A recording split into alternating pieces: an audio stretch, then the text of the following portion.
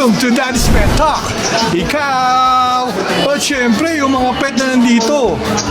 At syempre si Sir, ang bida rito. Sir, pwede mo bang ipakilala ang iyong sarili? At syempre, kung anong meron dito sa Cold Crest Aviary Inc. So, ako po, si Jean Fulong.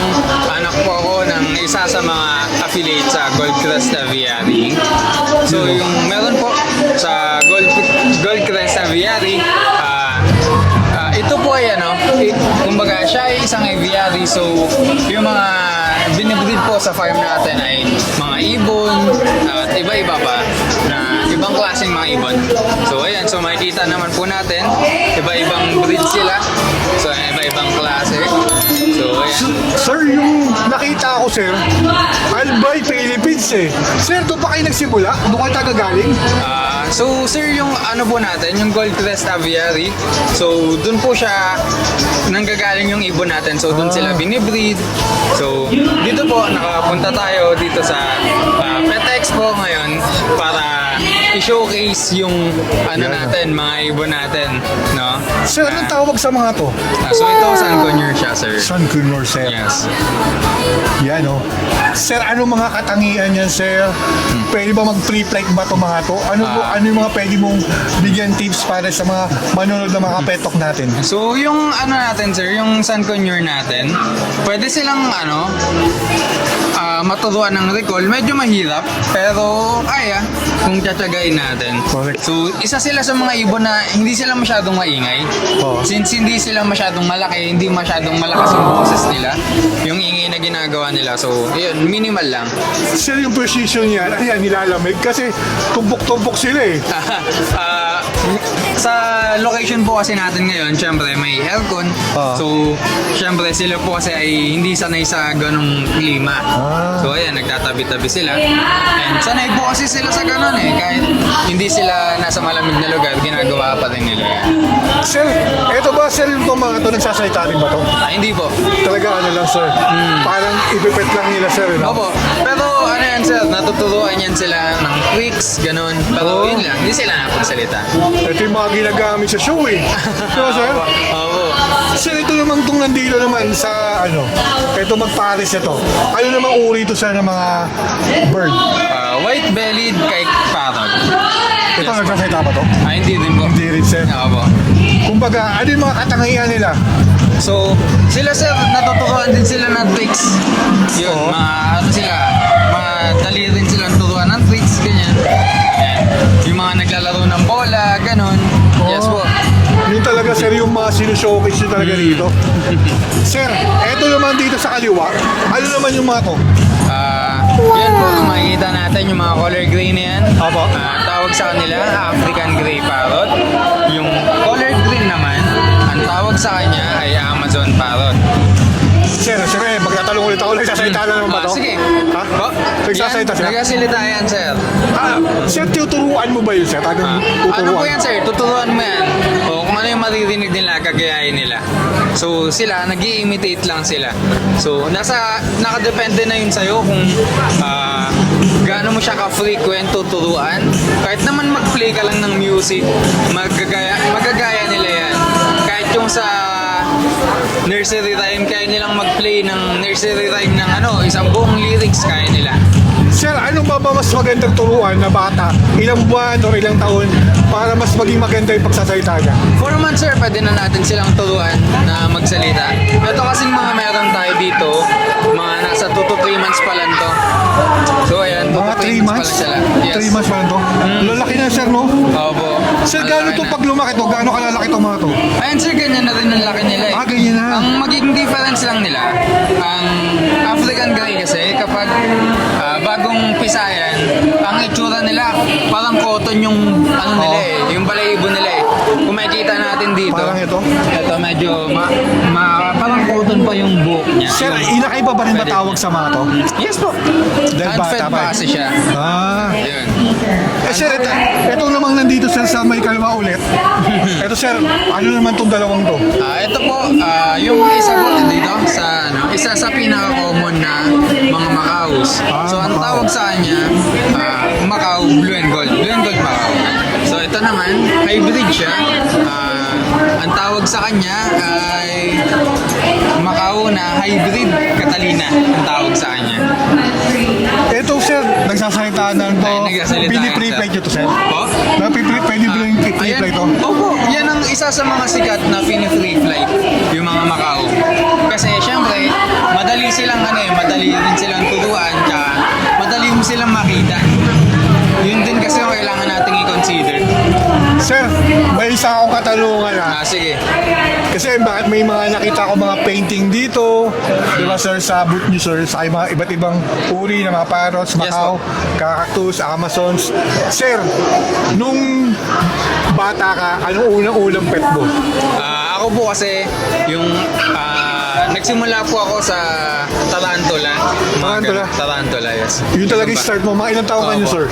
Siguro mga 7, 8, mga ganun. Talagang sir, pet lover ka na sir. Regalo sa akin ng Pero- father ko. Regalo? Yes po. Ano yun, sir? Talagang yun yung parang pinangarap mong irigalo sa'yo? Opo, inas ko talaga siya. Oh? Kasi, Sir, bakit tarantula? nakikita ko kasi siya yung father ko kasi, mahilig talaga siya sa pets. Ah. So, mahilig siya dati sa exotic na mga pets.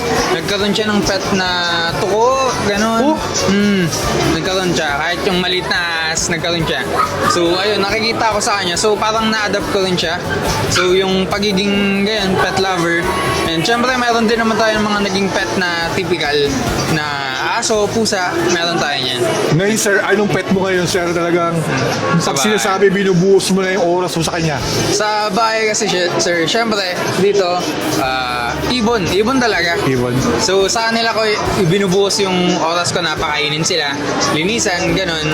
Kasi, ang mga ibon, kailangan din nila ng proper time, proper care. Correct. Kasi, pag hindi mo yan ilalagaan, baka feeling nila neglected sila, so hindi sila mapapalapit sa'yo.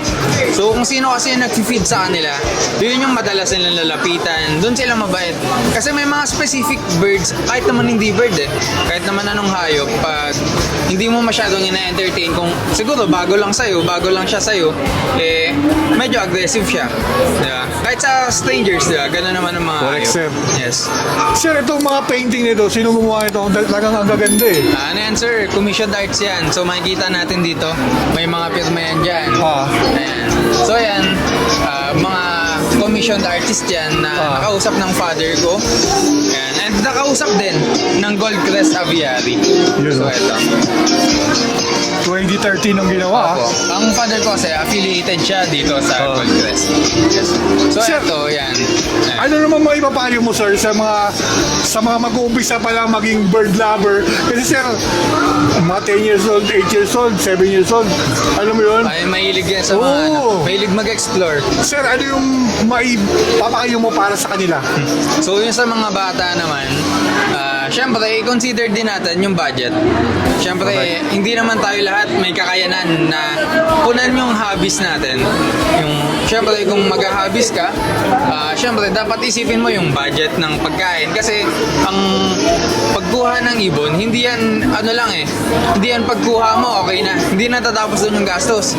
Yung pagkain yan, syempre, kailangan mag-provide ka ng quality na pagkain. Kasi, syempre, kung hindi mo yan bibigyan ng quality na pagkain, yung magre-reflect yan sa itsura niya, sa behavior niya, yun.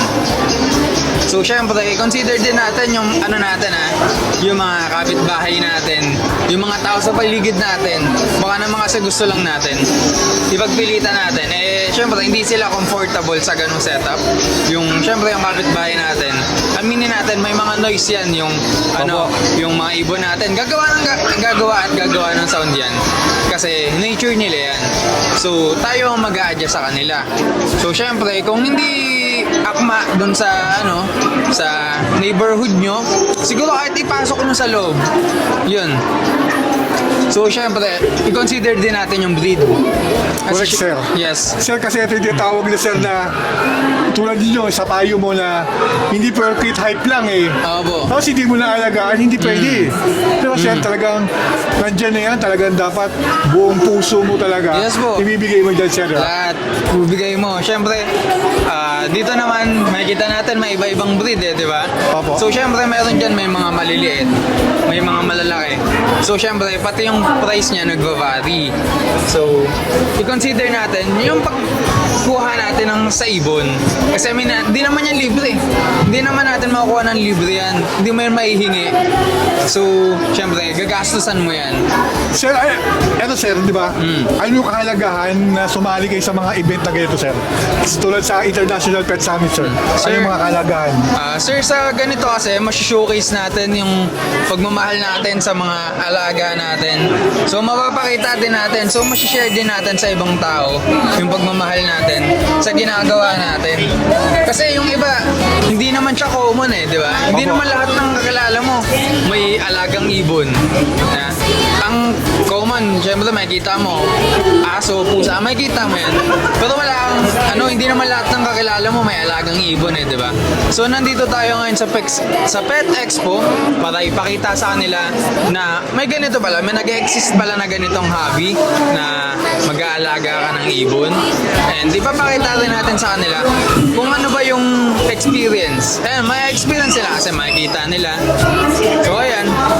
Kasi sir, yung mga nandito mo talaga, mga quality talaga to, sir. Quality. Sir, baka mayroon kang gustong pasalamatan or pwede mo silang i-invite dito sa Goldcrest Aviary Inc. So ayun, syempre pinapasalamatan ko yung mga kasama natin ngayon.